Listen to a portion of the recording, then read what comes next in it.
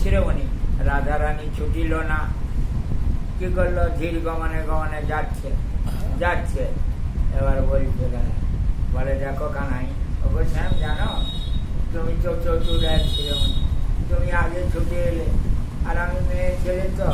আসতে পারি নাই, তাই এখন আমি তুমি যতই ভারী হও, আমি তোমাকে এখন কাঁধে করেই বলবো শ্যাম। তাই আমার কানাই মনে রাখে, কানাই তো জানে যে রাধারানী অচম্বিতে সরে যাবে, আমি জম করে মাটিতে পড়ে যাব, সে জেনেও ওই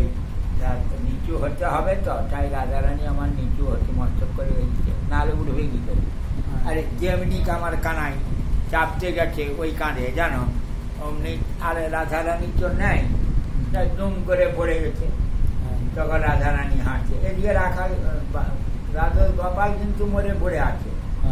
সেটিও হুঁশ নেই, কানাই তো জানে কখন বাঁচাবে। রাধারানী হঠাৎ দেখে বলছে, বলে বলছিলাম, দেখো আমার সুবর, মধুমঙ্গল আর দাদা বলরাম ভাই, দাদা ভাই সবাই আইচানো যাবতের পথে আগে আমাদের এত ধেনু বস্ত্র লয়ে তুমি শ্যাম কি কর্ম করলে তুমি, এই সমস্ত ডারুল গোপাল আই ঘুমায় আছি কেন, দেখো তুমি আগে বলে আগে ওদের ঘুমকে যেটাই বিশ্রামের প্রয়োজন, ওরা বিশ্রাম করছে, তাই তাহলে